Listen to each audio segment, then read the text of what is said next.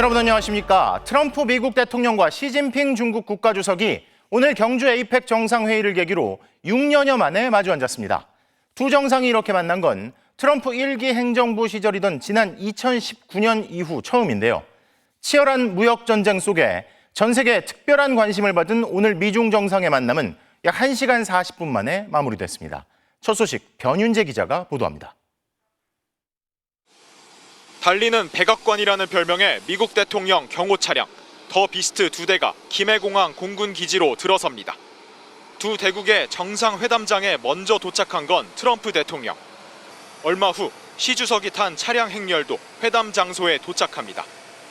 6년 4개월 만의 악수.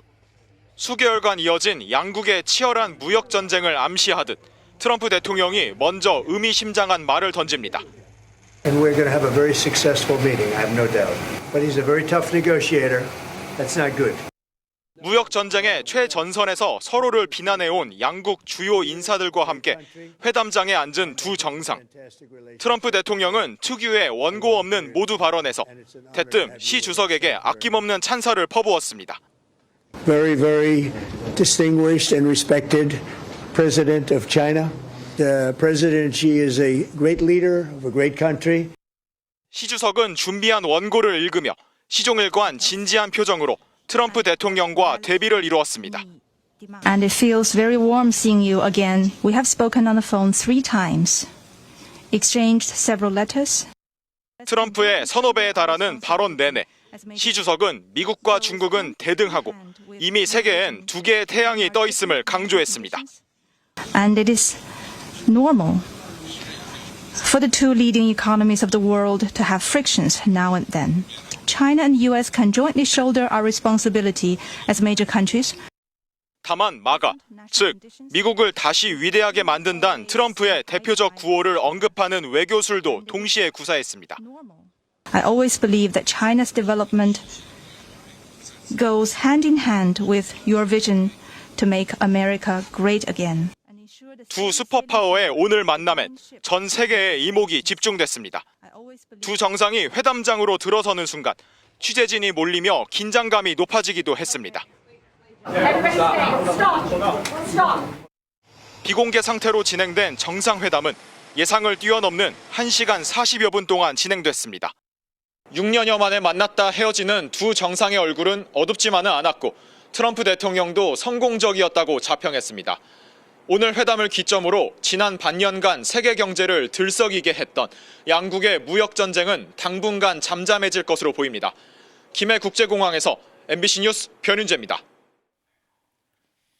오늘 미중 정상회담 이후 미국과 중국의 무역 전쟁이 일단 휴전 국면에 들어가며 당장의 파국은 피했다는 평가가 나오고 있습니다. 중국은 희토류 수출 통제를 유예하며 미국산 대두를 다시 수입하기로 했고 미국도 대중 관세를 10%포인트 낮췄는데요. 서로 뭘 내주고 뭘 챙겼는지 김민형 기자가 따져봤습니다. 미중 정상회담을 마치고 한국을 떠나면서 트럼프 대통령은 미중 협상 결과를 10점 만점에 12점이라고 평가했습니다. But overall, I guess on the scale from 0 to 10, with 10 being the best, I would say the meeting was a 12. 먼저 중국은 12월 1일부터 확대하겠다고 예고했던 희토류 수출 통제를 1년간 유예하고 미국산 대두도 즉시 다시 수입하기로 했습니다. 또 합성마약 펜타닐이 미국으로 흘러드는 걸 막는 데 협력하겠다고 약속했습니다. 희토류 문제는 미국이 가장 강력하게 반발했던 이번 협상의 핵심 의제였고 중국의 대두 수입 재개로 내년 11월 중간 선거를 앞두고 지지층인 미국 중서부 농민들에게도 할 말이 생겼습니다.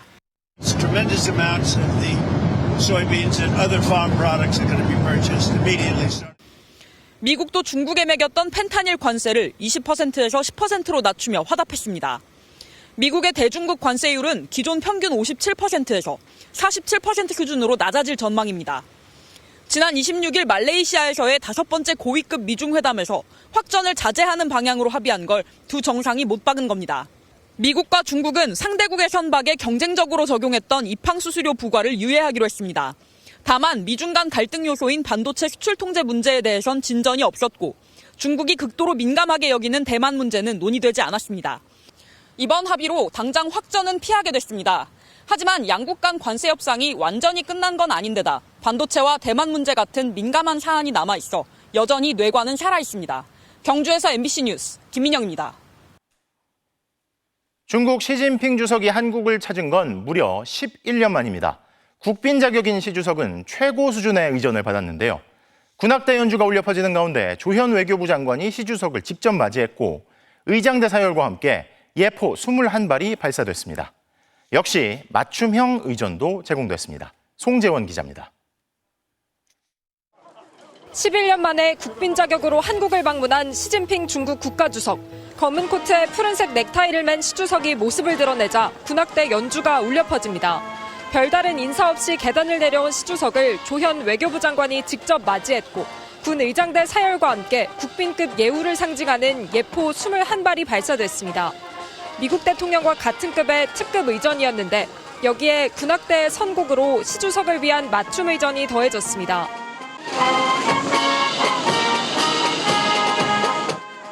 트럼프 대통령의 경우 오찬 회담을 했던 것과 달리 시진핑 주석은 좀 더 격식 있는 만찬이 예정된 것으로 알려졌습니다. 일정상 만찬이 될 수밖에 없었는데 정부 인사뿐만 아니라 경제인이 포함된 큰 규모인 것으로 알려졌고 시진핑 주석의 취향을 고려한 메뉴가 선보일 것으로 예상됩니다. 시진핑 주석은 지난 2009년 부주석 자격으로 경주를 찾았던 적이 있어 그때 기억을 떠올릴 수 있는 맞춤형 의전도 준비되고 있는 것으로 전해졌습니다. 트럼프 대통령에게 금관 모형을 선물했던 것처럼 시 주석의 취향을 고려한 선물도 준비될 것으로 보입니다. 지난 2017년 문재인 전 대통령은 중국을 찾았을 당시 옥으로 된 바둑판과 바둑알을 선물받았습니다. 국빈 자격으로 한국을 찾은 시진핑 주석을 위해 10여 년 전 경험과 취향까지 고려한 정성스러운 의전을 선보일 것으로 보입니다. 경주에서 MBC 뉴스 송재원입니다. 자, 그리고 모레는 한중 정상회담이 예고돼 있죠. 이에 앞서 이재명 대통령이 중국 매체와의 인터뷰를 통해 기대감을 드러냈습니다. 이 대통령은 한중 경제 협력과 함께 특히 한반도 핵 문제 해결을 위한 중국의 역할을 강조했는데요. 정상빈 기자가 보도합니다. 시진핑 중국 국가주석이 한국에 온 건 11년 만입니다. 모레 한중 정상회담을 앞두고 공개한 중국 신화통신과의 인터뷰에서 이재명 대통령은 기대감을 감추지 않았습니다. 이 대통령은 먼저 북핵 문제 해결을 위한 중국의 역할을 당부했습니다. 한반도의 평화와 안정이 양국의 공동 이익이라는 공감대를 바탕으로 소통을 강화하겠다며 한반도 비핵화와 평화를 실현해 나가겠다고 말했습니다. 현재의 상황에서 동결을 하고 나아가서 축소하고 결국에는 장기적으로는 비핵화를 해야 한다라는 게 대한민국의 입장입니다. 그 입장 하에서 END 이니셔티브의 기조 하에서 바라봐 주시면 좋겠다라는 말씀을 드리고요. 지난 9월 베이징에서 열린 북중 정상회담에서는 한반도 비핵화에 대한 언급이 빠졌습니다. 이 때문에 북핵을 용인하지 않던 중국의 입장이 후퇴한 것 아니냐는 우려가 제기됐는데 한중 회담을 통해 중국의 한반도 비핵화 의지를 다시 확인하겠다는 걸로 보입니다. 미국 트럼프 대통령을 피스메이커라 추켜 세우며 북핵 문제 해결을 요청한 데 이어 중국을 향해서도 역할을 당부하는 겁니다. 경제 분야 협력도 강조됐습니다. 이 대통령은 중국은 여전히 한국의 최대 교역국이자 공급망 안정을 위한 핵심 파트너라며 양국이 문화와 환경 등 다양한 분야에서 협력을 강화하고 인적 교류를 확대해 나가야 한다고 밝혔습니다. 중국이 인정한 적은 없지만 사드 배치 이후 한국 문화 제한 조치 한한령이 이어지고 있는 만큼 애둘러 문제 해결 의지를 드러낸 것으로 해석됩니다. 지난 정부 3년 동안 한중 관계는 굳어 있었습니다. 그러나 경제와 한반도 평화 문제로 긴밀하게 얽혀있는 두 나라의 정상이 만나는 만큼 토요일 회담은 신뢰를 회복하고 협력 의지를 다지는 데 집중될 전망입니다. 경주에서 MBC 뉴스 정상빈입니다. 오늘 미국과 협상을 마친 중국은 일단은 숨고르기에 들어가는 분위기입니다. 하지만 오늘 정상회담 전까지 미국의 이딴 공세에도 물러서지 않는 동시에 오히려 북한 러시아 정상과 결속을 다지며 그간의 과정을 통해 기존 서방 중심의 질서에 도전할 힘을 과시했다는 평가도 나옵니다. 베이징 이필희 특파원입니다. 지난달 중국의 전승절 80주년 기념 열병식. 미국 본토 타격이 가능한 육해공 무기들을 공개하며 미국을 긴장시키는 군사력을 과시했습니다. 그러면서 시진핑 주석 양쪽에 북한 김정은 위원장과 러시아 푸틴 대통령을 세웠습니다. 북중러 정상 3명이 냉전 이후 66년 만에 나란히 선 모습은 반미, 반서방 연대를 선포하는 상징적인 장면으로 해석됐습니다. 坚持走和平发展道路，与各国人民携手构建人类命运共同体。 열병식 직전 열렸던 상하이 협력기구 정상회의에서 시진핑 주석은 미국의 보호무역에 맞서 WTO로 상징되는 자유무역 질서를 수호할 것이라고 밝혔습니다. 不搞双标，不将少数国家的家规强加于人。 이후 중국은 미국의 관세 폭탄에 역시 관세로 맞대응하고 히토류 수출 통제, 대두 수입 중단 등으로 미국에 맞섰습니다. 세계를 양분하는 두 힘이 우선 경제 분야에서 크게 충돌했습니다. 이런 가운데 열린 미중 정상회담. 트럼프 대통령은 시진핑 주석을 먼저 와서 기다렸고 시 주석은 중국의 발전이 미국을 위대하게 한다는 비전과 일치한다며 양국 모두 확전을 피할 뜻을 분명히 했습니다. 이런 세기의 합의가 한국의 부산에서 이루어졌습니다. 한국은 반도체, 배터리, 조선 등 미중 경쟁의 전략적 자산 분야의 경쟁력을 지렛대로 미국과의 힘겨운 통상 합의도 마무리했습니다. 외신들은 이런 점을 들어 한국은 미국과 중국의 경쟁에서 중요한 변수가 될 수 있다고 분석합니다. 미국과의 동맹, 중국과의 협력 모두 중요한 한국은 이제 두 나라 사이에 끼인 수동적인 국가에서 벗어나 두 세력의 중재자, 조정자로서의 역할을 할 수 있다는 겁니다. 베이징에서 MBC 뉴스 이필입니다. 시진핑 주석은 미중 정상회담을 마친 뒤 숙소에 머물고 있습니다. 2박 3일간 머물며 에이펙 정상회의 참석과 이재명 대통령과의 정상회담, 그리고 국내 주요 기업과의 만남이 있을 것으로 알려지고 있습니다. 시 주석이 머물고 있는 경주 숙소로 가보겠습니다. 정한솔 기자. 현중 시위도 있었고 호텔 경계가 강화됐을 것 같은데 현장 분위기 어떻습니까? 네, 시진핑 주석이 머물고 있는 이곳 경주 코오롱 호텔은 국빈 방문 격에 맞춰 종일 최고의 경계가 유지되고 있습니다. 호텔 입구는 여기서 직선거리로 200m쯤 떨어져 있는데요. 앞으로는 경찰 특공대 장갑차가 배치됐고 통제선이 겹겹이 설치돼 일반인은 물론 취재진의 접근도 철저히 차단되고 있습니다. 시진핑 주석은 김해 국제공항 도착 직후에 미중 정상회담을 가진 뒤 오후 2시 10분쯤 이곳에 넘어왔습니다. 훔치 N701로 불리는 전용차를 이용했는데요. 진입로에선 중국 교민으로 보이는 200여 명이 태극기와 오성 홍기를 들고 반겼습니다.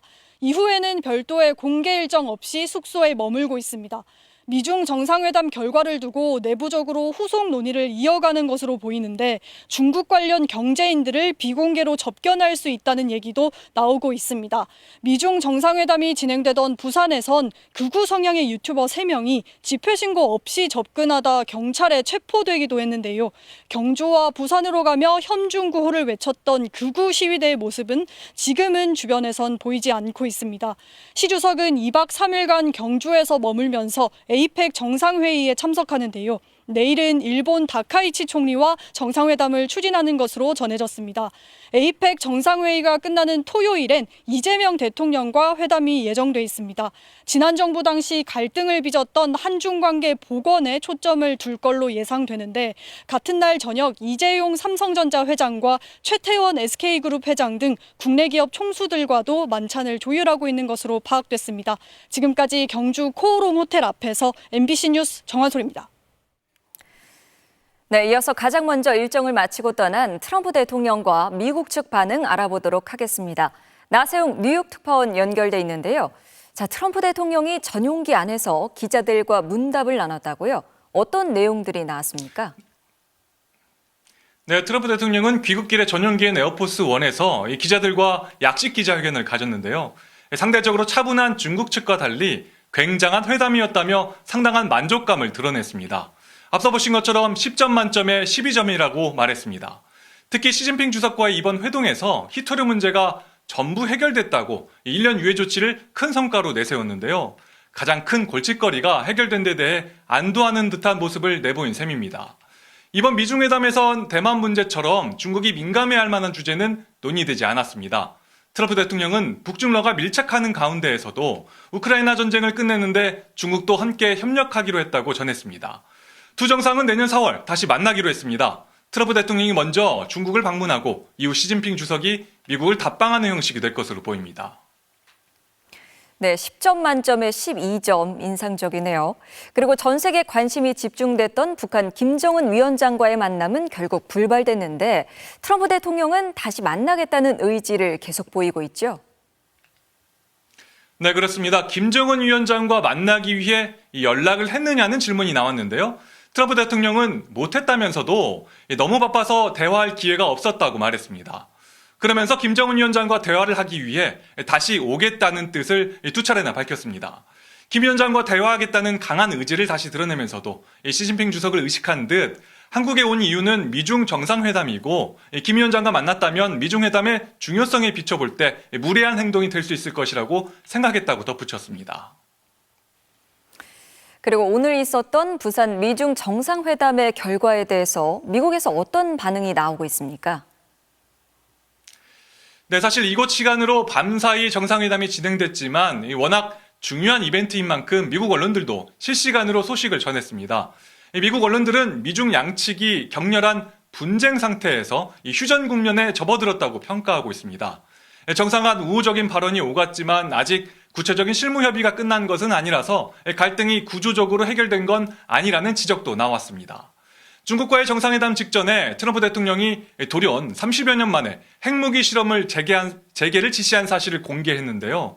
뉴욕타임스 등 주요 매체들은 중국에 대한 사실상 최대 압박 전술을 쓰면서 이 핵 이슈가 회담장을 덮었다고 분석하기도 했습니다. 지금까지 뉴욕에서 MBC 뉴스 나세웅입니다. 한미 정상회담 바로 다음 날인 오늘 깜짝 소식이 전해졌죠. 트럼프 대통령이 한국의 핵 추진 잠수함 건조를 승인했다고 발표한 건데요. 트럼프 대통령은 핵 추진 잠수함을 건조할 장소로 하나그룹이 인수한 미국 필라델피아 조선소를 지목했습니다. 로스앤젤레스 박윤수 특파원의 보도입니다. 트럼프 대통령이 오늘 아침 자신의 SNS로 한국의 핵 추진 잠수함 건조를 승인했다고 발표했습니다. 트럼프 대통령은 한미 군사동맹은 어느 때보다 강력하다면서 이를 기반으로 한국이 기동성이 떨어지는 구식 디젤 잠수함 대신 핵 추진 잠수함을 건조할 수 있도록 승인했다고 밝혔습니다. 이재명 대통령의 어제 요청에 하루 만에 화답한 겁니다. 핵 추진 잠수함의 연료를 우리가 공급받을 수 있도록 대통령께서 결단을 좀 해주시면 좋겠습니다.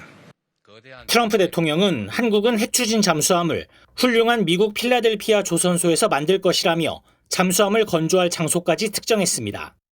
한화오션이 지난해 인수한 필라델피아 조선소는 항공모함을 제외한 대부분의 함정을 만들 수 있는 곳입니다. 한국과 미국의 조선업 협력 프로젝트인 마스가의 핵심으로 꼽힙니다. I think it's going to be one of the most successful yards in the world, anywhere in the world. It's great. 트럼프 대통령의 이런 전격적인 발표에 외신들은 적극적인 해석을 내놨습니다. AP통신은 핵잠수함 기술은 미군이 보유하고 있는 가장 민감하면서도 철저하게 보호됐던 기술이라고 했고, 로이터 통신도 미국은 핵 추진 잠수함 기술을 1950년대 영국을 제외하고는 어느 나라에도 공유한 전례가 없다고 보도했습니다. 다만 실제로 핵 추진 잠수함이 도입된다면 미국이 한국에 중국 견제 등 더 많은 역할을 요구할 가능성도 커질 전망입니다. 로스앤젤레스에서 MBC 뉴스 박윤수입니다.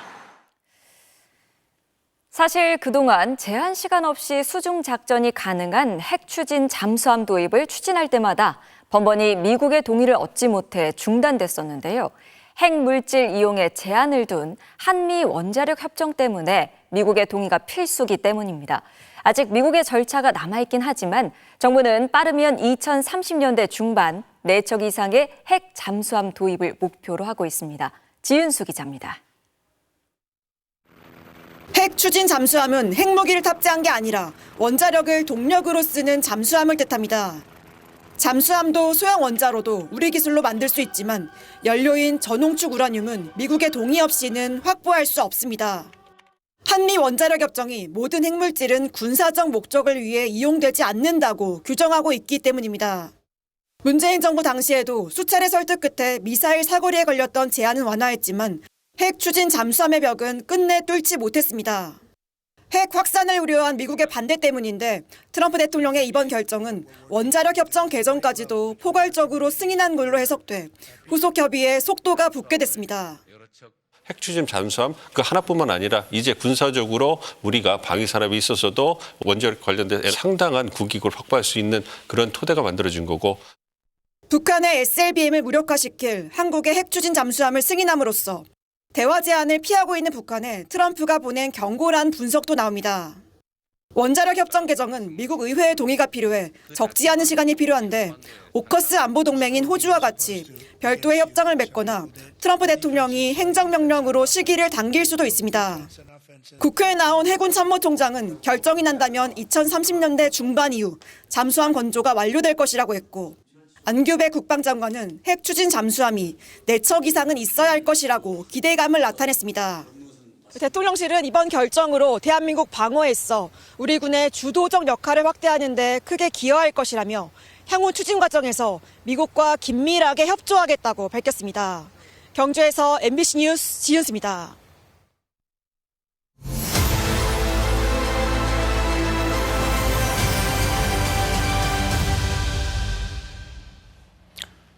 네, 여기는 경주입니다. 에이펙 정상회의 드디어 내일 개막합니다. 에이펙을 무대로 한 한미, 한일 정상회담과 미중 정상회담이 마무리됐고 이제 이번 외교전의 하이라이트인 21개 회원들의 정상회의가 내일부터 시작하는 겁니다. 미중 정상회담을 마치고 돌아간 트럼프 대통령이 어제 에이펙 일부 정상들과 가진 만찬 행사에서 한국이 협상을 가장 잘했다고 평가했습니다. 당초 비관적이었던 관세 협상이 극적으로 타결된 건 우리 정부의 끈질긴 협상과 극진한 환대가 빚어낸 결과였습니다. 김재경 기자의 보도입니다. 당초 이번 에이펙 기간 한미 관세 협상은 타결이 쉽지 않을 것이란 예상이 많았습니다. 분위기가 바뀐 건 이재명 대통령과 트럼프 미국 대통령이 만난 직후 무궁화 대훈장과 신라 금관 모형을 선물 받자 트럼프 대통령은 더없이 환한 표정으로 고맙다는 말을 되풀이했습니다. Thank you very much, everybody. Appreciate it. Thank you very much. 우리 정부가 준비한 의례는 극진했지만 관세 협상은 터프했습니다. Well, I'd like to thank you very much, and I want to thank all of your people, many of whom I know, and we've been dealing. They're very tough negotiators, and that's the way it should be. And 트럼프 대통령은 더 나아가 7개국 정상들과 함께한 만찬 행사에서 한국의 협상 능력이 가장 뛰어났다고 인정했습니다. 다른 정상들과 있는 가운데서 관세 협상을 제일 잘한 리더이자 국가 이런 표현을 쓰기도 했다고 합니다. 협상의 달인으로 알려진 트럼프 대통령은 특히 김정관 산업부 장관에겐 터프한 협상가라는 표현을 써가며 뛰어난 인재로 평가했습니다. Minister of Trade, Industry and Resources, Mr. Jung Kwan Kim, who's an incredible man, actually. My people say he's very tough, however. We wish we had somebody of a little bit lesser caliber. But 대통령실 관계자는 이 대통령이 협상단에게 급하다고 양보해선 절대 안 된다는 지시를 반복해서 내렸다며 세부 조항들까지 하나하나 꼼꼼하게 따졌다고 전했습니다. 이 같은 지시에 맞춰 우리 협상단은 관세 폭탄을 앞세운 미국의 파상 공세에도 깐깐하고 집요하게 협상에 임할 수 있었습니다. 무엇보다 단판을 짓는 정상회담장에서 갑자기 핵추진 잠수함을 콕 집어 결단을 요구한 이 대통령의 협상 기술도 신의 한 수로 평가됩니다.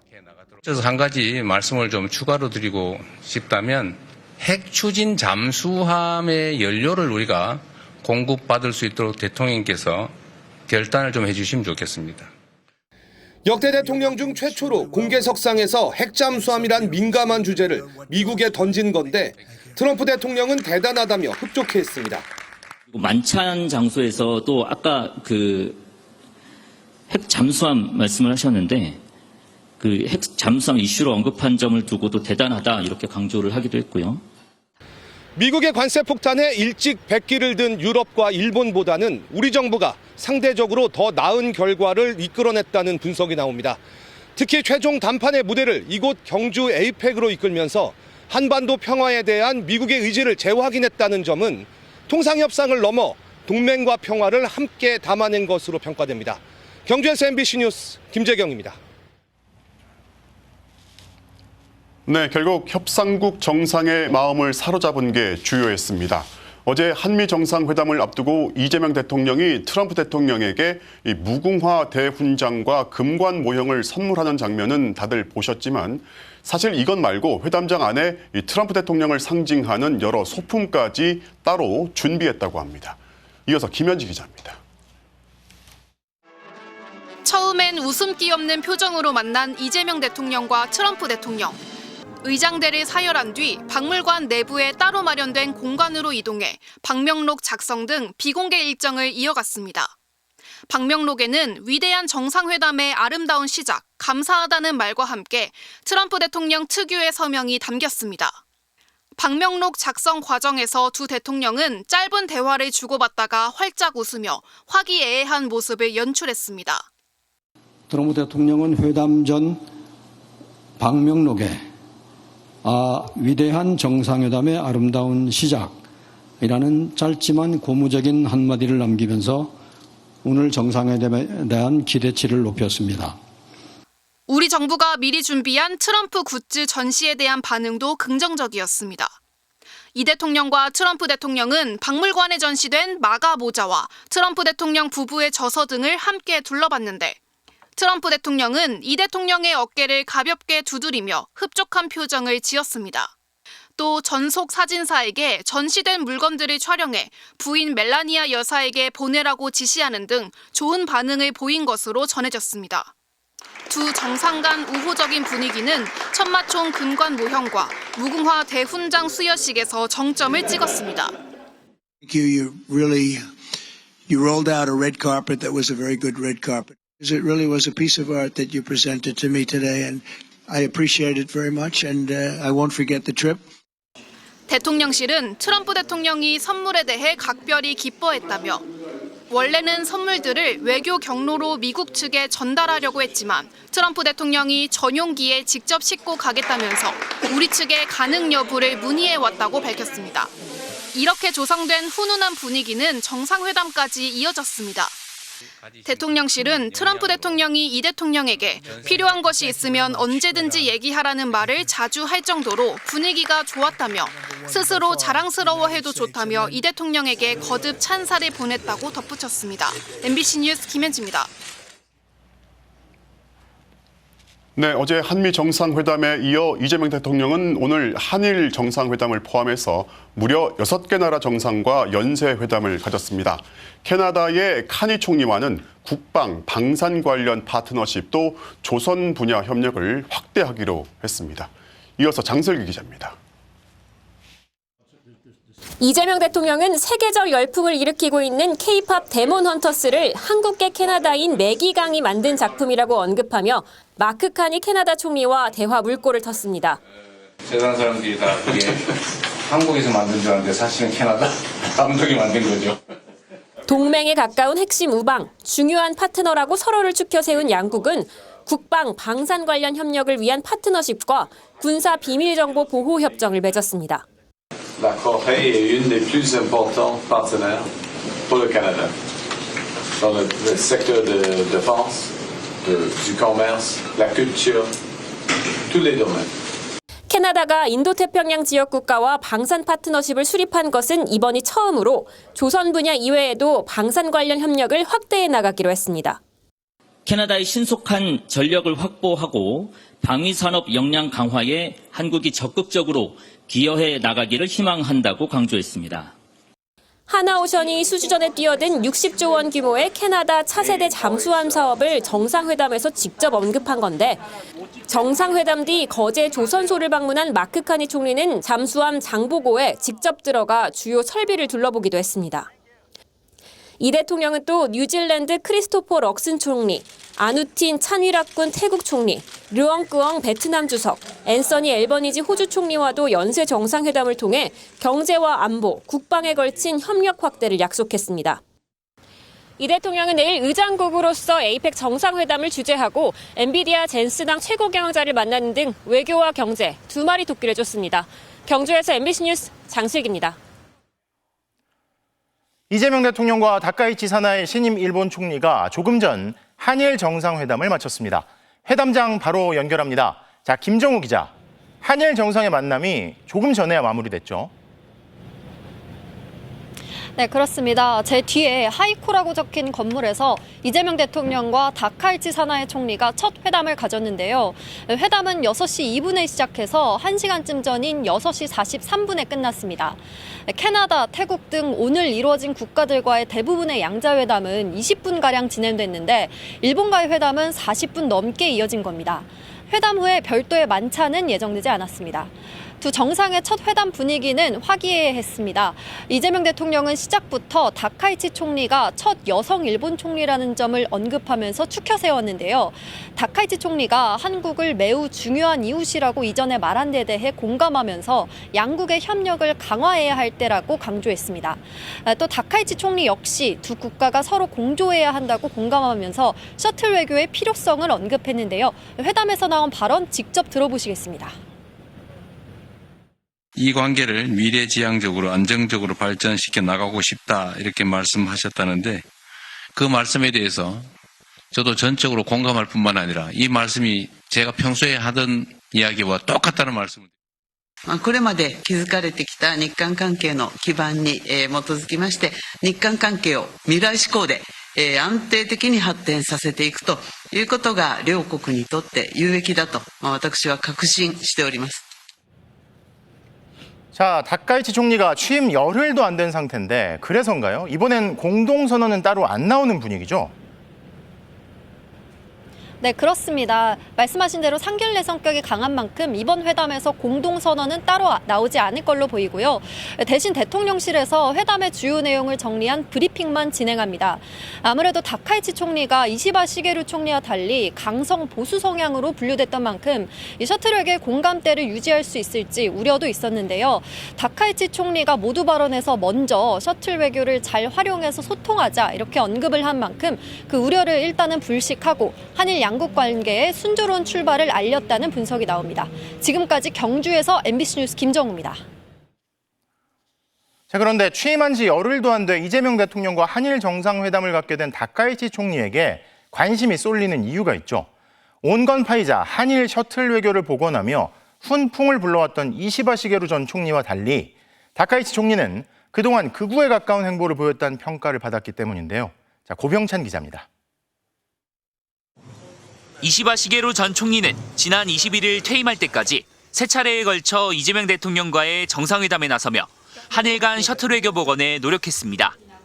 양 정상은 만남 때마다 서로 반가워하며 남다른 친분을 과시했습니다.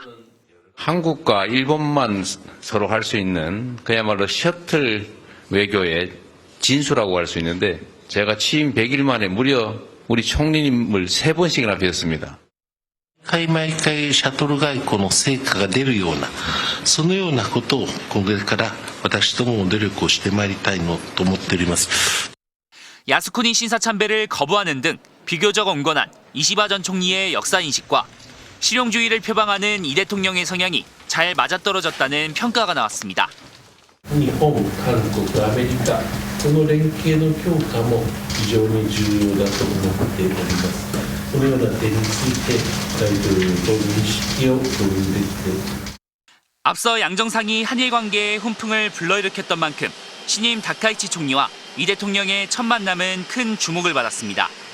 이시바 전 총리와 달리 야스쿠니 신사를 정기 참배하는 등 다카이치 총리의 극우 성향 탓에 기대보단 우려가 컸지만 양 정상은 어렵사리 복원된 한일 셔틀 외교를 이어가자는 데에 공감했습니다.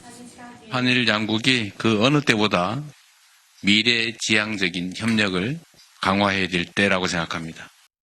シャトル外交、これをしっかり活用しまして、私と大統領の間で、しっかりと意思疎通をしていきたいと思います。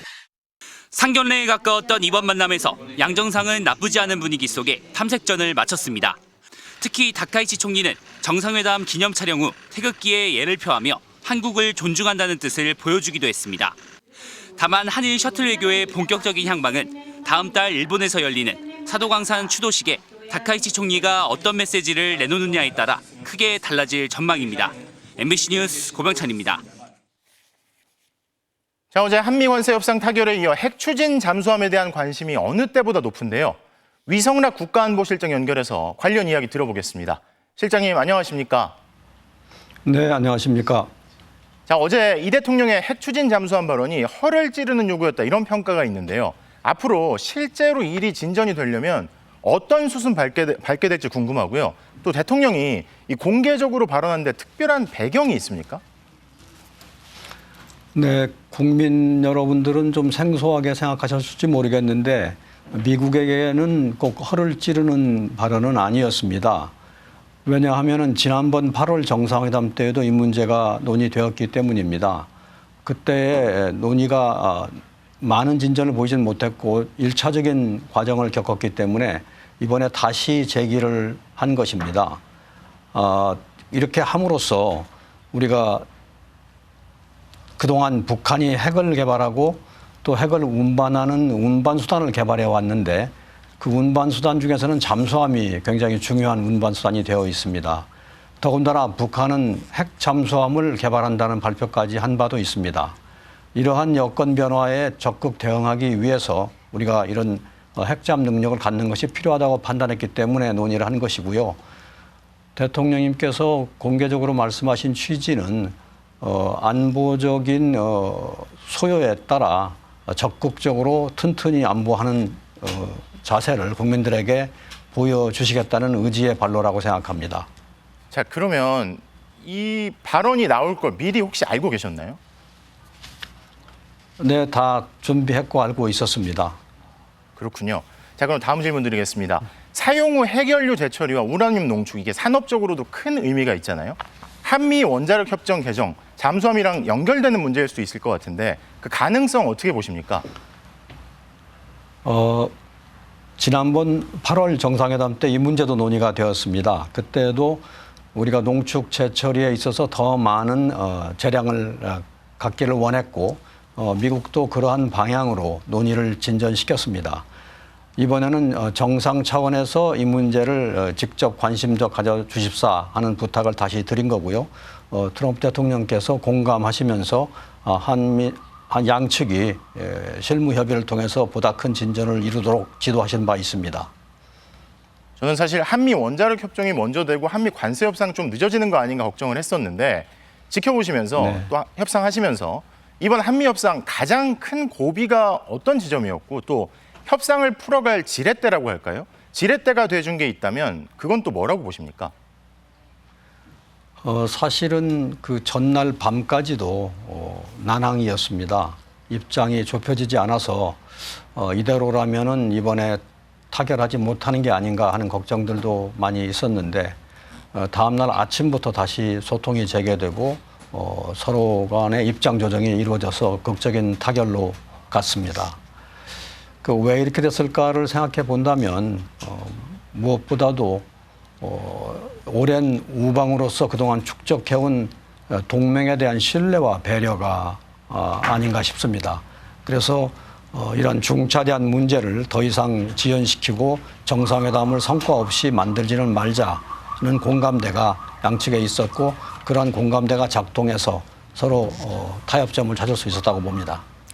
자, 이틀 뒤에는 한중 정상회담이 있지 않습니까? 이 대통령이 중국의 한반도 평화를 위한 역할 그리고 산업 공급망 협력 강화에 대해서 언급을 했는데 가장 힘을 싣는 쟁점 또 그 이유 설명 한번 부탁드립니다.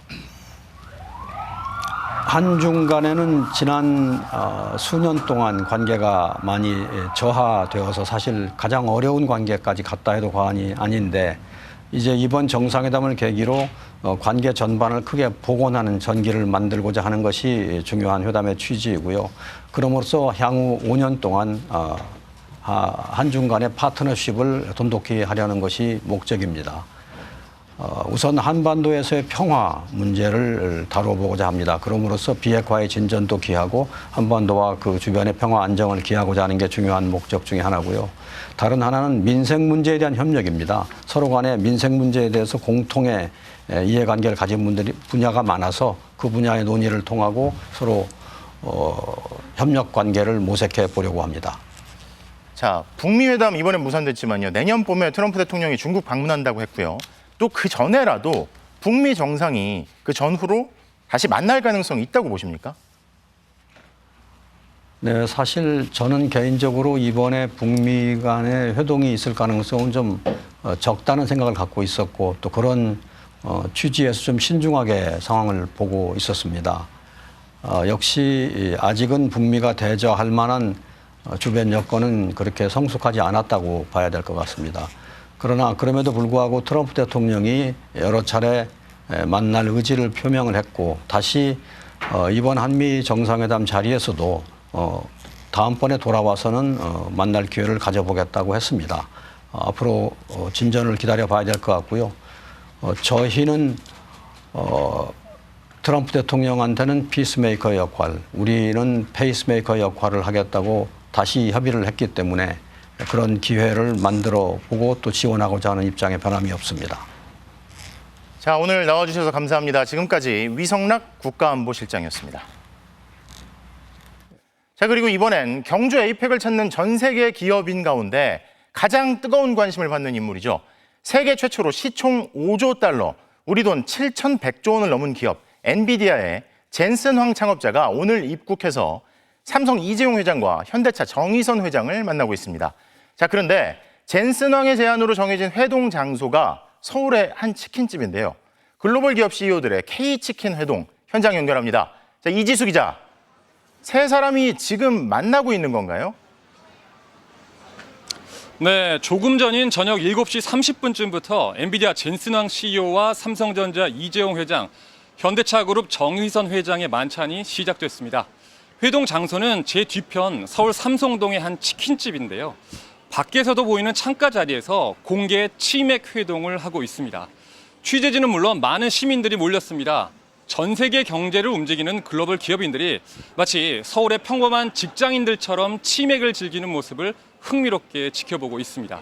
세 사람은 함께 치킨집에 도착했고요. 젠슨 황 CEO가 준비해온 고급 위스키 등 선물을 이재용, 정의선 두 회장에게 선물하는 모습도 포착됐습니다. 젠슨 황 CEO는 중간에 시민들에게 작은 선물도 건네주는 모습이 카메라에 잡혔습니다. 이번 회동은 젠슨 황 CEO가 우리 치맥 문화를 직접 체험해보고 싶다 이렇게 제안하면서 성사된 것으로 알려졌는데요. 엔비디아 측이 예약한 프랜차이즈 치킨집 상호가 깐부치킨이라는 점도 흥미롭습니다. 깐부는 게임에서 같은 편을 하는 친구를 뜻하는 속어잖아요. 세계적으로 흥행한 드라마 오징어 게임에도 등장한 단어입니다. 이들 기업인들이 AI와 자율주행차 등 글로벌 경쟁에서 협력 관계를 다지자는 뜻을 담았다는 그런 해석이 나옵니다. 젠슨 황 CEO가 우리나라를 찾은 건 15년 만입니다. 앞서 미국에서 출발하기 전부터 한국 국민을 기쁘게 해드릴 발표가 있을 거다. 이렇게 깜짝 선물도 예고했습니다. 업계에서는 공급이 부족해서 세계적으로 품귀 현상을 빚고 있는 GPU를 엔비디아가 우리 기업에 우선 공급하겠다고 발표할 거란 전망이 나오고 있습니다. 젠슨 황 CEO는 치맥 회동을 마친 뒤에는 코엑스에서 열리는 엔비디아의 그래픽카드 출시 행사에 참석할 예정입니다. 또 내일 에이펙이 열리는 경주를 찾아가서 대통령실 하정우 AI 수석과 SK 최태원 회장 등 기업인들을 만난 뒤에 CEO 서밋에서 연설을 하면서 이번 서밋의 대미를 장식하게 됩니다. 지금까지 삼성동에서 MBC 뉴스 이지수입니다. 이번엔 한국과 미국 간 관세 협상 타결 내용 자세히 전해드리겠습니다. 우리는 관세를 낮추는 대가로 앞으로 미국에 3,500억 달러를 투자하기로 했고 쟁점이 됐던 현금 투자는 연 200억 달러로 상한을 뒀는데요. 앞서 협상을 마친 일본과 비교해보면 더 잘한 협상이라는 평가가 나옵니다. 이혜선 기자가 내용 정리했습니다. 25%의 관세를 15%로 낮춰주는 대신 한국은 미국에 3,500억 달러를 투자하기로 했습니다. 이 중 현금 투자는 2,000억 달러, 연간 한도를 200억 달러 이하로 정했습니다. 나머지 1,500억 달러는 이른바 마스카 프로젝트, 조선업 협력입니다. 기업이 주도하고 대출과 보증까지 포함했습니다. 일본은 연간 투자 한도 없이 5,500억 달러를 전액 현금 투자하기로 했습니다. 돈을 그때그때 분납을 한다 이런 근거를 만들어놨고 현금 투자 대비로 하면 일본 대비 우리가 36% 수준이죠. 수익 배분 면에서도 차이가 있습니다. 원금 회수 전까지는 미국 정부와 수익을 5대5로 나누고 이후엔 미국이 수익의 90%를 가져가는 건 한일 모두 차이가 없습니다. 하지만 한국은 수익금 회수 가능성을 높였습니다. 20년 안에 원리금 상환이 안 되면 수익 배분 비율을 조정할 수 있다는 조항을 삽입한 겁니다. 또 투자 대상을 상업적 합리성이 있는 분야로 제한했다는 것도 성과로 평가됩니다. 심사를 해서 손해를 볼 사업에는 투자하지 않겠다는 겁니다. 일본은 미국 상무장관이 위원장을 맡는 투자위원회가 투자 조건을 결정하지만 한국은 산업통상부 장관이 위원회를 구성해 의견을 낼 수 있습니다. 투자 대상의 어떤 결정권과 관련해서 일본 같은 경우는 없는데 우리나라 같은 경우는 상업적으로 합리적인이라는 문구를 넣었고 트럼프 대통령은 만찬장에서 한국이 관세 협상을 제일 잘한 나라라고 추켜 세웠습니다. 외신들도 한국이 일본에 비해 유리한 결과를 얻었다고 평가했습니다. 뉴욕타임스는 한국이 더 많은 양보를 얻었고 일반적으로 부담이 덜한 거래를 성사시켰다고 보도했습니다. 일본 요미우리 신문도 예상을 뒤엎는 결과라고 평했습니다. MBC 뉴스 이혜선입니다. 이번 한미관세 협상의 핵심은 직접 현금 투자 금액을 2천억 달러로 낮췄고 일시금이 아닌 분할 투자를 하기로 한 겁니다. 무제한 통화 스와프를 꺼내들고 노딜을 각오한 배수진을 친 덕분이었습니다. 이준희 기자입니다. 협상이 난항을 거듭하던 지난달 중순, 한국 정부가 갑자기 무제한 통화 스와프를 제한했다는 소식이 흘러나왔습니다. 한미 통화 스와프는 2008년 금융위기와 2020년 코로나 사태 딱 2번밖에 없었던 긴급 처방입니다. 그런데 이재명 대통령은 스와프 없이는 지난 1997년 외환위기 사태가 올 수 있다고까지 했습니다. 그래서 보냈을 때는 그 한 달간 미국 쪽에서 거의 반응이 없었습니다. 내부적으로 검토를 해서 난감했겠죠. 미국이 기축통화국도 아닌 한국과 왜 스와프를 체결하겠냐며 회의적인 시각이 당장 국내 금융 전문가들에게서 나왔습니다. 미국의 답도 역시 거절이었습니다. 그러나 협상의 판은 흔들렸습니다. 베센트 장관도 저희들 외환시장 상황을 좀 이해를 하고 내부적으로 논의를 하겠다는 그런 답변을 받았습니다. 이후 분할 투자가 새로운 협상 카드로 제시됩니다. 연간 150억 달러 분할 투자를 제안한 한국에 미국은 250억 달러를 요구하며 맞섰고 한국 정부는 노 딜을 각오하며 배수진을 쳤습니다. 그리고 최대 200억 달러를 분할 투자하는 방안을 트럼프 대통령이 전격 수용하면서 협상은 극적으로 타결됐습니다. 연간 200억 달러 정도면 감당 가능하다고 말씀하셨잖아요. 네. 속보로 보니까 연간 200달러로 분할하는 거로 그렇게 합의가 됐네요. 네, 다행인 것 같습니다. 예. 장관급 회담만 23번. 주무장관은 트럼프 대통령으로부터 터프한 협상가라는 별명까지 얻었습니다. 이번 협상은 우리가 얻어내는 협상은 아니고 우리가 내줘야 되는 협상인데 내주는 것을 가장 최소한 선방을 한 결과라고 볼 수가 있을 것 같습니다. 감당 가능한 액수로 연간 투자액을 묶어두면서 이번 협상의 지렛대 역할을 했던 통화 스와프는 결과적으로 필요치 않게 됐습니다. MBC 뉴스 이준입니다. 그렇다면 스와프 없이 미국에 약속한 연간 최대 200억 달러를 어떻게 조달할 수 있을까요? 적어도 10년 이상 매년 우리 돈으로 30조 원에 달하는 외화를 투자하는 건데요. 정부의 전략은 외환자산 원금은 그대로 둔 채 그 돈을 굴려 벌어들인 달러를 이용해 투자금을 채운다는 겁니다. 윤수환 기자가 전해드립니다. 연간 투자 상한선인 200억 달러는 우리 돈으로 28조에서 30조 원 수준입니다. 당초 미국 요구보단 훨씬 적은 액수지만 자칫 외환시장에 영향을 줄 수도 있습니다. 정부는 외환 보유고를 건드리지 않고 투자금을 조달할 수 있다고 설명합니다. 정부가 보유 외화 자산을 이용해 매년 얻는 투자 수익과 배당금이 있는데 이걸 활용하면 된다는 겁니다. 우리 시장에서 바로 조달하는 게 아니라는 뜻이죠. 외화 자산의 이제 운용 수익이 우리가 적지 않기 때문에 이자, 배당 이런 걸로. 실제 외화 자산을 위탁 운용 중인 한국투자공사의 올해 투자 수익률은 지난달 말 기준 11.73%, 연수익은 270억 달러 가까이 됩니다. 최근엔 해외 증시 호황 등으로 수익 증가세도 뚜렷해지고 있습니다. 수익금으로 투자금을 다 채울 수 없을 경우엔 정부는 해외 시장에서 외화 채권을 발행해 메꾼다는 계획입니다. 외환 보유고 운영 수익이 뭐 한 150억 불 내외로 이렇게 되는 부분이 있고요. 그다음에 만약에 부족하다면은 국책기관에서 또 해외에서 조달하는 그런 부분도 하고. 앞서 한국은행도 외환 보유액을 줄이지 않고 마련할 수 있는 최대 투자 금액을 연간 200억 달러로 추산한 바 있습니다. 다만 외화자산 운용 수익을 모조리 대미 투자금으로 사용할 경우 환율 급 변동 같은 비상 상황에 대비할 외화 자금이 그만큼 빠져나가는 것이란 지적도 있습니다. 달러 자산 운용하는 게 수익률도 항상 고정돼 있는 건 아니거든요. 그래서 이제 그 가변성도 있고 그럼에도 불구하고 이제 매년 지출하는 형태로 하는 거는 외환시장에 부담을 줄 수가 있거든요. 정부는 외환시장 불안 여부 등을 고려해 투자금 납입 시기와 금액을 조정할 수 있도록 합의한 만큼 추가 안전장치도 확보했다고 강조했습니다. MBC 뉴스 윤수환입니다. 관세 협상 타결 소식에 고공행진을 이어가던 환율은 하락했고 수혜가 예상되는 자동차와 조선 관련 주식은 급등했습니다. 코스피가 사상 첫 4,100선을 돌파하기도 했는데요. 무엇보다 불확실성이 해소되면서 향후 코스피 지수가 더 오를 거란 분석이 나옵니다. 이어서 김권희 기자입니다. 협상 타결 소식이 전해지자 외환시장은 즉각 반응했습니다. 원달러 환율은 곧바로 하락했습니다. 지난 새벽 16원 넘게 급락했고 오늘 낮에는 1,419원대까지 떨어졌습니다. 주간 거래 종가는 1,426원대, 어제보다 5원 떨어졌습니다. 전문가들은 이번 협상 타결로 인해 당분간 원달러 환율이 급격하게 올라갈 가능성은 줄어들었다고 보고 있습니다.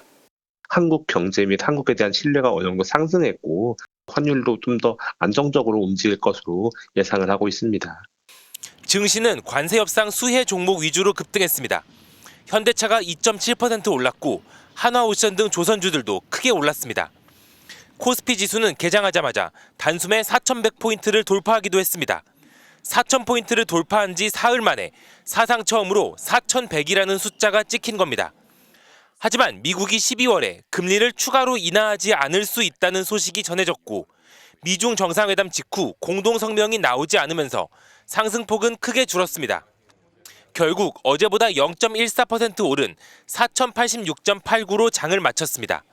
시장에서는 최근 쉼없이 달려오며 4,000선을 훌쩍 넘은 코스피가 더 나아갈 여지가 남았다고 기대합니다. 점을 하나 찍자면 4,500 정도로 지금 저희는 보고 있습니다. 현재 대비해서 약 20% 이상의 그 시가총액 증가의 여지가 생겨난다고. 코스피 목표치를 5,000으로 제시한 글로벌 투자은행 JP모건은 강세장이 이어지면 6,000까지도 가능하다는 분석을 내놨습니다. 국회에서 상법 개정안이 처리되고 배당소득 분리과세가 시장의 우호적인 방향으로 이루어진다면 코스피 상승세는 더 이어질 것으로 보입니다. MBC 뉴스 김건희입니다. 그런데 직접 협상에 나섰던 하워드 러트닉 미 상무장관이 귀국길에 우리 정부 발표와는 조금 다른 내용을 소셜미디어에 올려 논란이 되고 있습니다. 정부는 같은 합의안을 놓고 해석을 달리한 것뿐이라며 관세 인하를 위해 최대한 신속하게 문서화해 국회에 보고하겠다고 밝혔습니다. 어떤 내용들인지 오혜정 기자가 살펴보겠습니다. 한미 관세 협상의 미국 측 총괄 책임자인 하워드 러트닉 상무장관이 양국 정상의 최종 합의 하루 뒤 SNS를 통해 돌연 몇 가지 합의 내용을 전했습니다. 한국이 시장 100% 완전 개방에 동의했다. 반도체 관세는 합의에 포함되지 않았다. 조선업을 제외한 대미 투자 2천억 달러는 도널드 트럼프 대통령이 지시할 것이다. 세 가지였습니다. 굳이 예민한 사안만 골라 부연 설명한 건데 미국에 유리한 해석만 강조했습니다. 특히 반도체 관세를 두고 대만보다 불리하지 않은 대우를 약속받았다는 우리 협상단 설명과 어감이 사뭇 다릅니다. 이에 대해 산업부 관계자는 대만과 미국의 관세 협상이 진행 중이어서 구체적인 관세율을 정하지 못해 나온 발언이라며 의미를 축소했습니다. 또 농산물 시장은 이미 99.7% 개방돼 있는 현 상황을 언급한 것이라며 0.1%도 더 개방한 게 없다고 강조했습니다. 투자펀드도 미국이 주도하지만 상업적 합리성이 있는 분야만 투자하기로 한정했다고 설명했습니다. 미 측이 협의위원회 검토나 협의와 달리 일방적인 투자를 요구할 경우 추후에 미국과 협의를 할 수 있는 안전장치도 확보했습니다. 순방 성과를 과시하는 미국 국내 정치용 언사인 동시에 문서화 작업은 물론 반도체 관세 결정, 투자 펀드 운용 등 계속 이어질 협의를 염두에 두고 기싸움을 이어간 셈입니다. 앞서 지난 7월 말 관세 협상 첫 합의 때도 트럼프 정부는 협상 주도권을 놓지 않으려는 듯 유리한 해석만 선전했습니다. 우리 정부는 합의 내용을 서둘러 문서화하고 있는데 11월 중 국회에 내용이 보고되면 11월 1일부터 합의는 소급 적용될 예정입니다. MBC 뉴스 오혜정입니다. 관세 협상 타결에 대해 정치권은 서로 다른 평가를 했는데요. 민주당 등 여권에서는 실용 외교의 큰 성과였다고 높이 평가했습니다. 반면 국민의힘은 불확실성이 해소된 건 다행이지만 향후 정부와 기업에 부담이 될 거라며 비판적인 분석을 내놨습니다. 공윤선 기자입니다. 정청래 민주당 대표는 SNS에 베스트 오브 베스트, 최고 중에 최고라며 관세 협상 결과를 평가했습니다. 현금 선불이란 악조건의 위기를 최대의 기회로 반전시켰다며 외교 협상의 모범, 역사적 업적이라고 극찬했습니다. 김병기 원내대표도 훌륭한 결과라며 이번 합의로 외환시장 안정과 수출 경쟁력을 동시에 지킬 수 있게 됐다고 강조했습니다. 그러면서 이 대통령이 핵 추진 잠수함의 연료 공급을 요청한 부분을 높이 평가했습니다. 한미 동맹을 강화하고 비확산 원칙을 지키면서도 동맹을 한 단계 더 발전시키는 가장 현실적이고 이상적인 방향입니다. 이외에도 민주당 내에선 경제와 안보, 두 마리 토끼를 잡은 천재적인 협상, 양국의 경제와 산업이 동반 성장하는 모멘텀, 대한민국의 자주 국방의 새로운 이정표 등의 찬사가 이어졌습니다. 반면 국민의힘은 평가절하했습니다. 장동혁 대표는 불확실성이 해소된 것은 다행스럽게 생각한다면서도 벌써 미국에서 우리 발표 내용과 다른 입장을 하나씩 얘기하고 있다고 지적했습니다. 송원석 원내대표도 우리 경제 규모에 비해 큰 규모인 3,500억 달러 대미 투자 합의 자체가 원죄라며 결과적으로 총 금액이 그대로 유지돼 아쉽다고 전했습니다. 이번 협상 내용대로 이행하려면 우리 정부와 우리 기업이 감당해야 할 재정적 산업적 부담이 결코 적지 않습니다. 반면 범야권의 이준석 개혁신당 대표는 최선에 가까운 결과로 보인다며 어려운 협상을 진행한 협상 실무자들의 노고에 경의를 표한다고 말했습니다. 여야 모두 관세 협상 후속 조치를 강조하고 나선 가운데 조만간 이 대통령이 여야 대표를 초청해 협상 결과를 설명하며 국회에 협조를 구할 것이란 관측이 나옵니다. MBC 뉴스 공유선입니다. 윤석열 전 대통령이 넉 달 만에 다시 내란 재판에 나왔습니다. 막무가내로 출석을 안 해온 걸 생각해보면 뭔가 급한 이유가 있었겠죠. 오늘 법정에 내란 당시 윤 전 대통령으로부터 문을 부수고 의원을 끌어내란 지시를 받았다는 곽종근 전 특수전사령관이 증인으로 나오자 그의 증언을 직접 어떻게 해보기 위해 출석한 걸로 보입니다. 그러나 자신이 궁지에 빠뜨린 군인을 향해 동의할 수 없다는 듯 웃기도 했던 윤 전 대통령 앞에서 곽 전 사령관은 문을 부수고 의원 끌어내라는 지시를 똑똑히 기억한다고 다시 한번 증언했습니다. 구나영 기자입니다. 윤석열 전 대통령이 넉 달 만에 돌연 내란 우두머리 혐의 재판 법정에 나타났습니다. 지금까지 불출석하신 불이익은 피고인이 부담하게 됩니다. 그 이후에 불출석하는 경우에도 마찬가지입니다. 그러면서 자신에게 문부수고 의원을 끌어내라는 지시를 받았다고 증언해온 곽종근 전 특수전사령관과 8개월 만에 대면하게 됐습니다. 곽 전 사령관은 지난해 10월 무렵부터 윤 전 대통령에게 이른바 비상대권 이야기를 들었다고 말했습니다. 10월 1일부터 확보장소 얘기 나오고 11월 1일 나오면서 그때부터 여인영이나 김영희 장관한테 이게 지금 상황이 그게 될 상황도 아니고 될 수도 없는데 이게 가능한 소리냐 이게. 12월 3일 비상계엄 당일 상황에 대해선 TV를 보다가도 잠을 자다가도 생각이 든다. 트라우마라면 트라우마라고 감정이 격해진 모습을 보였습니다. 윤 전 대통령이 의결정족수 이야기를 했을 때 국회의사당의 의원들이 모이는 모습을 뉴스 화면으로 보고 있었다며 말씀하실 때 상황을 어떻게 잊겠느냐고 반문했습니다. 이어 문부수고 이야기도 마찬가지라며 시간이 간다고 잊히는 기억이 아니라고 덧붙였습니다. 윤 전 대통령은 곽 전 사령관의 증언을 들으며 기가 찬 듯 고개를 젓거나 동의할 수 없다는 듯 웃기도 했습니다. 그리고 직접 곽 전 사령관에게 질문을 던졌습니다. 계엄 해제까지 국회 정문에 도착한 인원은 100명 정도밖에 안 됐다며 곽 전 사령관이 스스로 실무장을 하지 말라고 지시했다면 결국 공공질서 유지라는 것을 위해 국회에 들어갔다고 생각한 것 아니냐고 물은 겁니다. 이에 대해 곽 전 사령관은 도저히 수긍할 수 없다며 질서 유지나 시민 보호라는 말은 들어본 적이 없다고 답했습니다. 그러면서 김용현 전 국방장관이 경고성 계엄이라고 이야기했다면 자신이 왜 군복 입은 사람이 들어가느냐, 경찰을 넣으면 되는 것 아니냐고 반문했을 거라고 반박했습니다. 신문이 길어지면서 곽 전 사령관은 다음 달 3일 한 번 더 증인으로 출석하기로 했습니다. MBC 뉴스 구나연입니다. 자, 이런 가운데 내란의 밤 국민의힘 의원들의 계엄 해제 표결 참여를 방해한 혐의를 받는 인물이죠. 추경호 당시 국민의힘 원내대표가 오늘 내란 특검에 출석했습니다. 특검은 추 전 원내대표가 의도적으로 의총 장소를 여러 번 바꾸며 위법한 계엄 상태를 유지하려고 의원들을 붙잡아뒀다고 보고 있고 추 전 원내대표는 혐의를 부인하고 있습니다. 구승은 기자의 보도입니다. 국회 계엄 해제 표결을 방해했다는 내란 중요임무종사 혐의 등을 받는 추경호 전 국민의힘 원내대표가 내란 특검에 출석했습니다. 지난해 12월 3일 비상계엄 당일 추 전 원내대표는 의원총회 장소를 당사와 국회로 여러 차례 바꿔 공지했습니다.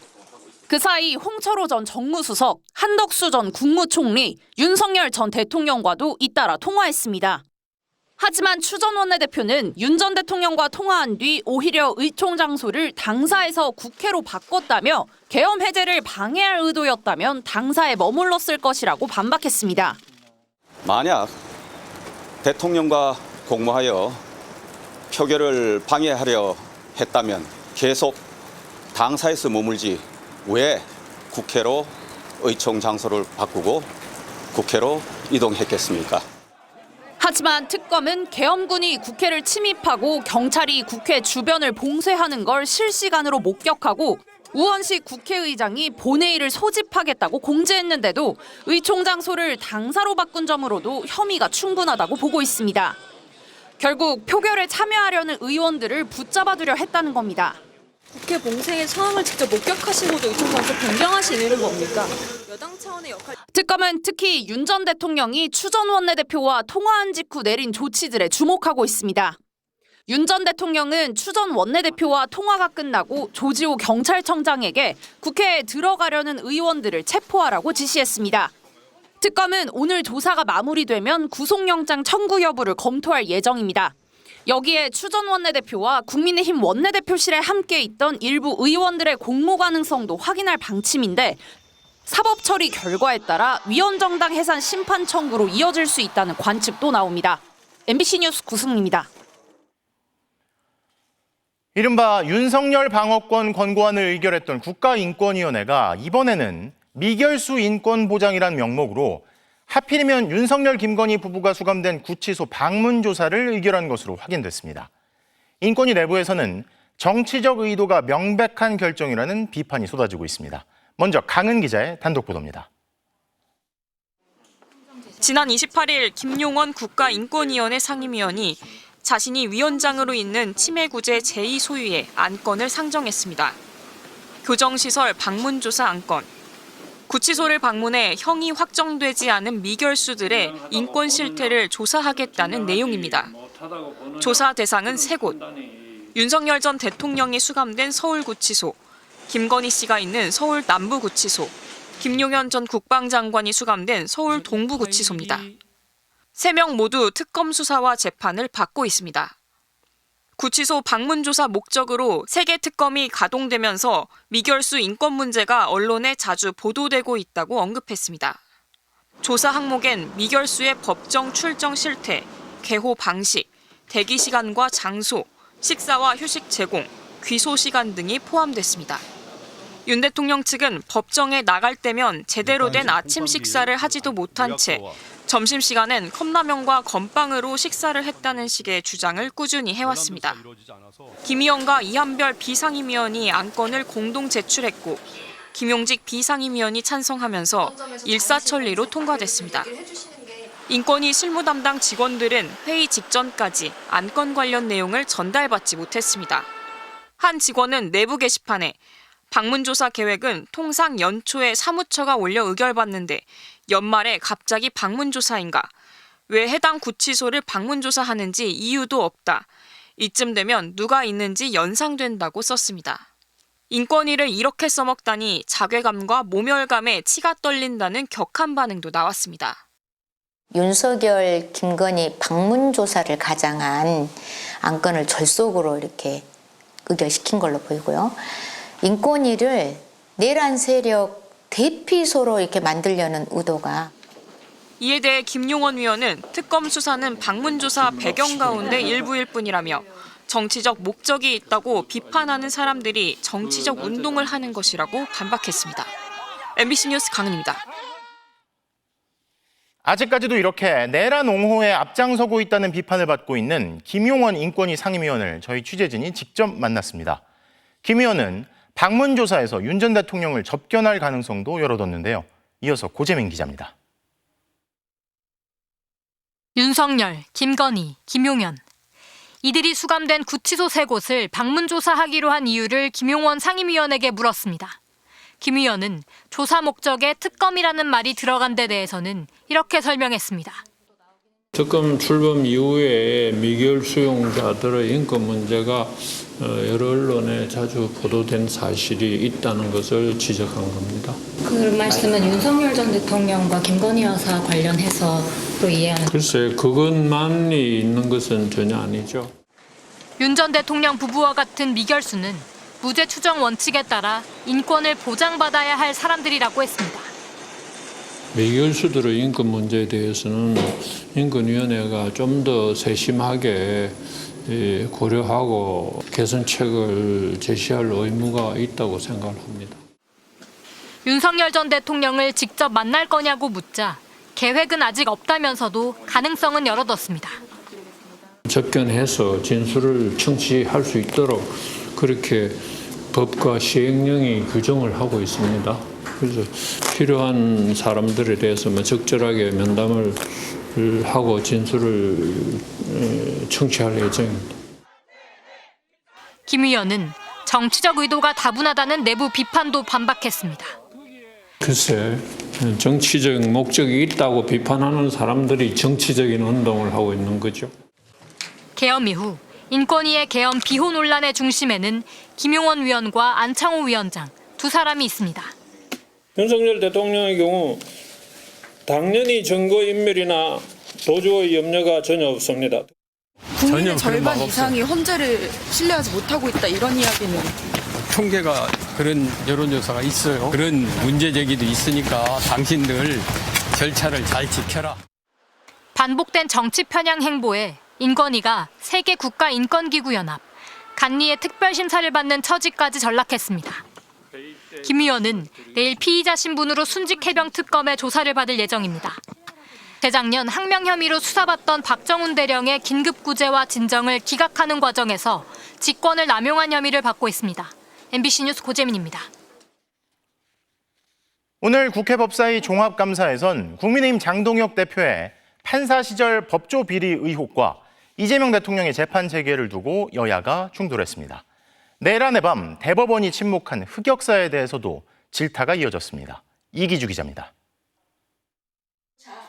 더불어민주당 의원들은 장동혁 국민의힘 대표가 판사 시절 자신과의 친분을 과시하며 거액을 챙긴 변호사들과 사적으로 어울렸다는 의혹을 집중적으로 거론했습니다. 장 대표가 선임계도 제출하지 않은 변호사와 사적인 연락을 주고받으며 피고인을 보석으로 풀어줬다는 겁니다.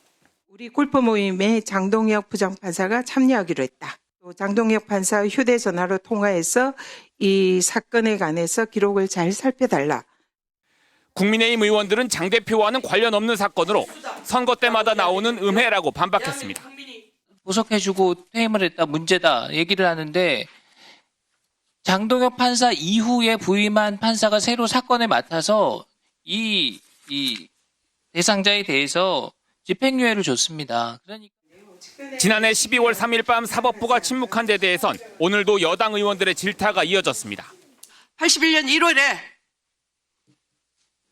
내란 세력이 승리한 이후에 정치인 김대중 정적에 대한 사형 선고를 하고 그제서야 그 다음날 계엄을 해제하는 겁니다.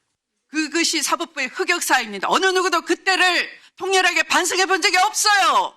이 사법부 입장에서는 언제나 심판자의 역할을 해야 되는 입장에서 한 발자국 늦게 모든 일을 해야만 하는 그런 국민의힘 의원들은 조원철 법제처장의 이재명 대통령 무죄 발언을 비판하며 이 대통령이 무죄를 받도록 재판을 재개해야 한다고 비꼬았고 12개가 다 무죄라서 참 억울한 피고인인데 그럼 법제처장으로서 빨리 재판 속개해가지고 이 억울한 누명을 풀어줍시다.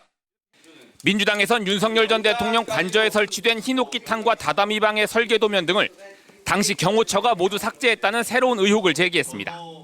21g이랑 직접 통화했더니 경호처에서 나와서 자신들이 그 당시에 있는 자료를 모두 다 삭제했답니다. 그때 경호처장 김용현입니다. 검찰개혁과 관련해선 정성호 법무부 장관은 국민의 개혁 요구에 부응해야 한다는 게 검찰의 전체적인 분위기라며 대다수 검사들은 검찰개혁에 동의하고 있다고 말했습니다. MBC 뉴스 이기주입니다. 경찰이 에이펙 정상회의를 앞두고 외국과 외국인 대상 혐오 집회에 대해 집회 신고 단계부터 엄정 대응하겠다고 밝혔습니다. 다른 선진국처럼 혐오 표현 자체에 대한 처벌 조항을 서둘러 입법화해야 한다는 지적도 나옵니다. 이재인 기자의 보도입니다. 오늘 오전 김해 국제공항 근처 도로. 시진핑 중국 국가주석 환영 인파 앞으로 한 남성이 화물차를 몰며 확성기로 험한 말을 쏟아냅니다. 혐중구호를 외치던 유튜버 등 3명이 말리는 경찰에게 주먹을 휘두르고 욕을 한 혐의로 체포됐습니다. 경찰이 외국과 외국인 대상 혐오 집회에 엄정 대응하기로 했습니다. 경찰청은 혐오 집회는 신고 단계부터 사후 조치까지 모든 과정에서 불법 양상에 따라 체계적으로 대응하겠다고 밝혔습니다. 우선 집회 신고 내용과 홍보 문구, 주최 이력 등을 종합적으로 고려해 위험성을 평가합니다. 위험하다고 판단되면 집회와 행진을 제한하기로 했습니다. 집회 현장에서 혐오 표현이 나올 경우 경고방송으로 맞대응합니다. 불법행위 체증을 강화해 사법 처리도 속도를 내기로 했습니다. 하지만 혐오 집회를 원천적으로 제거할 수 없다는 게 고민입니다. 피해자가 특정인이어야 모욕이나 명예훼손죄로 처벌할 수 있지만 불특정 다수를 겨냥한 것이라면 현행법상 제재할 길이 마땅치 않습니다. 반면 대다수 선진국은 국가, 인종, 종교 등에 대한 모욕 행위는 그 자체로 가중처벌합니다. 독일은 형법에 대중선동죄를 두고 국적이나 인종 등으로 개인을 경멸하거나 비방하고 폭력 조치를 유발하면 3개월 이상 5년 이하의 형에 처합니다. 영국에서는 인종적 증오를 선동할 의도가 있는 말이나 행동을 할 경우 최고 징역 7년형까지 받을 수 있습니다. 올해 5월 유엔 인종차별철폐위원회는 대한민국 국내법에 증오 표현이나 관련 범죄를 규제할 적절한 법적 조치가 없다며 형법 개정 의견을 전달했습니다. 그 징벌적 손해배상도 필요한 거 아닌가? 그러니까 아예 처음부터 세게 이렇게 제재를 가하면 반복의 가능성이 이제 줄어들고. 경찰은 관련 부처에 법 개정 의견을 전달하고 입법 논의에도 적극 참여하겠다고 밝혔습니다. MBC 뉴스 이재인입니다. 오픈런 성지로 불리며 인기를 끌고 있는 빵집 런던 베이글 뮤지엄의 성공의 이면에는 20대 청년 직원의 안타까운 죽음이 있었던 걸로 드러나 파장이 큰데요. 고인이 장시간 노동에 시달렸다는 정황이 계속해서 드러나고 있습니다. 보도에 백승우 기자입니다. 매장 앞 도로까지 늘어선 줄, 예약 앱 대기만 60팀이 넘습니다. 서울 안국동 런던 베이글 뮤지엄 1호점입니다. 외국분들이 많아요. 많이 바글바글하죠. 지난 2021년 문을 연 이 빵집은 큰 인기를 끌며 4년 만에 전국 7개 매장을 열고 지난 7월 사모펀드에 2천억 원대에 인수됐습니다. 인생에서 하지 못할 경험을 하는 기분이고요. 같은 7월 회사 숙소에서 숨진 채 발견된 고 정효원 씨도 그 무렵 주 60시간에서 최장 주 80시간까지 일한 걸로 유족 측은 보고 있습니다. 지난 5월엔 여자친구에게 오전 8시 50분에 일을 시작한다는 메시지를 보낸 뒤 자정까지 바퀴벌레를 잡는 방역 업무를 하다 퇴근한다고 다시 보내기도 했습니다. 실제 정 씨의 근로계약서를 보니 일주 12시간 초과 연장 근로 가능이라는 문구가 있습니다. 하지만 제과점업은 특례업종이 아니어서 주 52시간을 넘긴 근무는 불법입니다. 유족은 회사에 근로기록을 달라고 요청했지만 회사는 지문인식 기가 한 달 동안 고장났었다며 안 주고 버텼습니다. 실질적으로 몇 시부터 몇 시까지 근무했고 몇 시에 퇴근했고 이런 거를 우리는 알고 싶어서 청구를 한 건데, 그런데 생전 정 씨가 팀장과 주고받은 문자에는 근무 시간을 30분 단위까지 정확하게 업무 시스템에 입력하라는 지시가 남아 있습니다. 게다가 정 씨는 이곳에서 일하던 1년 2개월 동안 수원점과 잠실점, 도산점을 옮겨 다니며 4개월씩 쪼개기 계약을 한 것도 드러났습니다. 이러한 운영 방식이 마치 기업 혁신이나 경영 혁신의 일환으로 포장되어서 성공 사례처럼 회자되는 이 문화, 이번에 반드시 발본색원하겠습니다. 지난 3년간 런던베이글 뮤지엄의 산업재해 승인 건수는 63건, 특히 지난해에는 업계 1위 SPC 3립보다 많았습니다. 이곳에서 경험을 쌓아 자신만의 카페를 차리고 싶다고 했던 정유원 씨. 지가 좀만 배워서 자기 거를 30 전에 지가 무조건 오픈한다 했거든요. 지금도 믿기지는 않고. 희망찬 미래를 꿈꾸던 청년의 열정은 결국 장시간 노동 속에서 쓰러졌습니다. MBC 뉴스 백수입니다. 4세대 아이돌의 대표주자 뉴진스와 소속 레이블 어도어 사이 전속계약이 유효한지 벌어진 소송에서 법원은 민 전 대표가 없어도 전속계약은 유효하다며 받아들이지 않았습니다. 무대에서 뉴진스의 모습을 보려면 시간이 좀 더 필요할 것 같습니다. 임소정 기자입니다. 작년 8월 하이브는 산하 레이블 어도어의 민희진 대표를 해임했습니다. 뉴진스 엄마로 불리던 민 전 대표가 경영권을 탈취하려 했다는 게 이유였습니다. 민 전 대표는 하이브가 뉴진스를 베낀 다른 걸그룹을 적극적으로 지원하며 자신을 밀어내려는 거라고 맞섰습니다. 아니 이 아저씨들이 나 하나 죽이겠다고. 석 달 뒤 민 전 대표는 하이브를 완전히 떠났고 뉴진스는 엄마 편에 서겠다고 선언했습니다. 저희 5명은 29일 자정이 되는 즉시 전속계약을 해지할 것입니다. 엄마 없는 어도어는 소속 가수인 뉴진스를 무대가 아닌 법정으로 불러냈고 11달 만에 법원은 어도어 손을 들어줬습니다. 뉴진스는 민희진 전 대표의 해임은 전속 계약 위반이라고 주장했지만 재판부는 민 전 대표가 반드시 어도어를 맡는다는 내용은 계약 어디에도 없다며 그가 없다고 매니지먼트 공백이 생겼다고 보긴 어렵다고 일축했습니다. 민 전 대표의 해임도 문제 없다고 봤습니다. 그가 뉴진스와 함께 독립하려고 하이브가 뉴진스를 홀대한다는 여론을 조성하려 했고 투자자까지 알아봤다며 감사와 해임 모두 정당했다는 겁니다. 지난 2022년 데뷔한 뉴진스는 1년 만에 빌보드 톱 100 차트에 5곡을 진입시키며 큰 성공을 거뒀습니다. 하지만 누가 뉴진스의 주인인지 거대 기획사와 엄마 기획자는 충돌했고 정작 뉴진스 5명은 무대에 설 길이 막힌 채 대신 법정과 국회에 불려다녀야 했습니다. 어도어는 앨범 발매 등 활동 준비를 마치고 뉴진스를 기다리고 있다고 밝혔지만 뉴진스가 지금의 어도어와는 일할 수 없다며 항소 의사를 밝히면서 복귀는 여전히 기약 없는 상태가 이어지게 됐습니다. MBC 뉴스 임소정입니다. 1990년 경기도 화성 지역에서 발생한 이춘재 연쇄살인 사건의 용의자로 억울하게 경찰에 붙잡힌 고 윤동일 씨.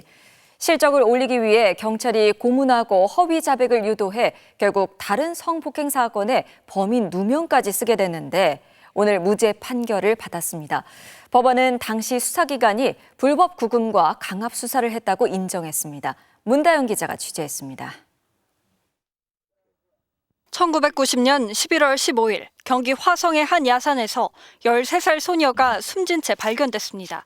화성 연쇄 살인 사건 9번째 희생자였습니다. 진범은 뒤늦게 이춘재로 밝혀졌습니다. 하지만 당시 경찰은 19살 윤동일 씨를 용의자로 허짚었습니다. 비슷한 시기 발생한 다른 성폭행 사건의 범인으로도 몰아세운 뒤 잠을 재우지 않고 때렸습니다. 동생이 나는 범인이 아니라 이렇게 얘기하고서 다음에 면회를 갔더니 맞아갖고 얼굴이 막 퉁퉁 부어있더라고요. 잠을 5일 정도 안 재우고 진술서를 27번을 썼다고 그러더라고요. 윤 씨는 결국 두 사건 모두에 대해 허위 자백을 했습니다. 하지만 화성연쇄 9차 살인사건 현장에서 확보된 범인 유전자와 일치하지 않는 것이 판명돼 다른 성폭행 사건만 징역 2년 6개월에 집행유예 3년을 선고받았습니다. 이 같은 전모는 지난 2022년 진실 화해를 위한 과거사 정리위 조사에서 드러났습니다. 당시 담당 검사였던 김홍일 전 방통위원장이 윤 씨가 불법 구금 상태인 것을 알고도 별건으로 구속해 계속 수사하도록 실질적으로 지휘했다고 조사됐습니다. 그 당시에 수사지를 제가 했습니다. 근데 저는 적법한 수사지를 했다고. 윤 씨는 1997년 26살의 젊은 나이에 암으로 숨졌습니다. 유족이 재심을 청구했고 법원이 오늘 무죄를 선고했습니다. 수원지법은 윤 씨의 자백은 불법 구금과 강압 수사로 인한 정황이 있는 점을 고려하면 신빙성이 없다며 많은 고통을 받았을 유족들에게 조금이나마 위로가 될 수 있길 바란다고 판시했습니다. 오늘 무죄 선고가 났으니까 동생도 이제 좀 떳떳한 마음으로 홀가분할 거라고 생각합니다. 윤 씨의 명예 회복까지 33년이 걸렸습니다. 그동안 공소시효가 지나 수사 담당자들은 처벌이 어렵습니다. 윤 씨 유족은 국가를 상대로 5억여 원의 손해배상을 청구한 상태입니다. MBC 뉴스 문다영입니다. 지난해 경기도의 한 공원에서 고등학생들이 무면허 상태로 몰던 전동 킥보드에 60대 여성이 치여 숨졌는데요. 법원은 킥보드를 몰았던 학생이 안전수칙을 지키지 않아 사고가 났다면서 실형을 선고했습니다. 조건희 기자입니다. 지난해 6월 경기 고양시 일산 호수공원. 고등학생 2명이 탄 전동 킥보드가 자전거 도로를 따라 질주했습니다.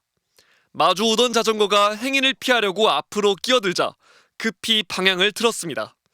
저녁 산책을 나온 60대 부부를 들이받았는데 남편은 얼굴을 크게 다쳤고 부인은 9일 뒤 외상성 뇌출혈로 숨졌습니다.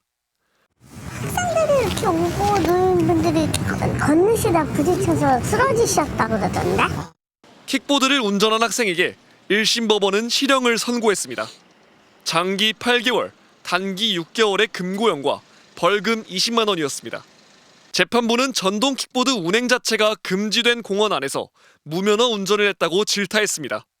또 2인 이상 탑승 금지 규칙과 자전거 도로 제한 속도 시속 20km도 모두 무시됐다고 지적했습니다. 유족이 엄벌을 호소했다면서도 가해 학생이 미성년자인데다 초범이란 점을 고려했다고 밝혔습니다. 킥보드를 번갈아 몰다 사고 당시 뒤에 타고 있던 다른 학생은 무면허 운전에 대해서만 범칙금 10만 원 처분을 받았습니다.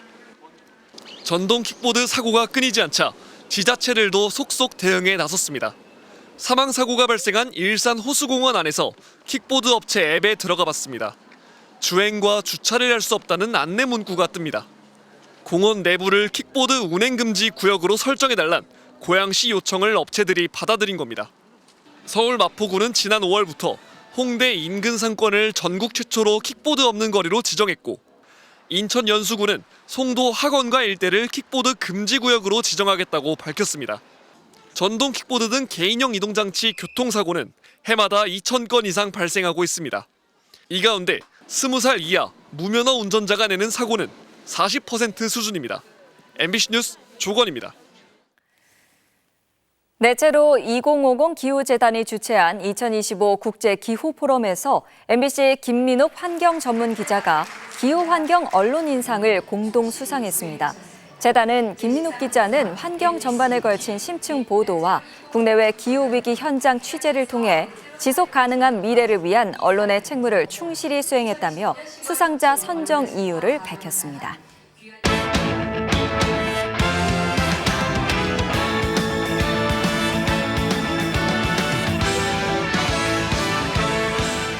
목요일 밤 스포츠 뉴스입니다.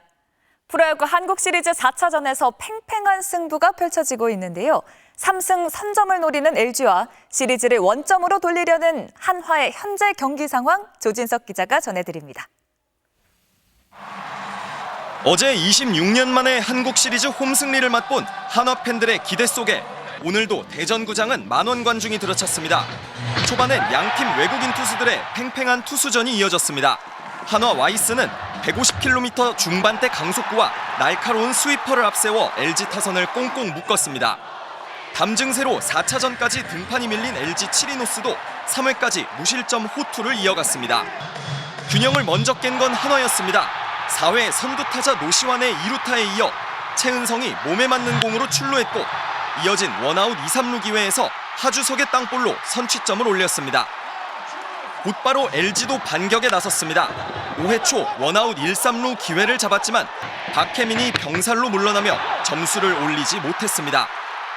한화 와이스가 7이닝 무실점 3진 5개로 호투를 펼친 가운데 7회 말 현재 한화가 1대 0으로 앞서고 있습니다. 한화가 오늘 승리할 경우 시리즈 전적 2승 2패 동률을 이루게 되고 LG가 역전에 성공해 3승 고지에 오른다면 우승을 향한 9부 능선을 넘게 됩니다. 양팀은 내일 대전에서 5차전을 치릅니다. MBC 뉴스 조진석입니다. LAFC 손흥민 선수가 미국 프로축구 플레이오프 1라운드 첫 경기에서 결정적인 드리블 돌파로 결승골에 기여했습니다.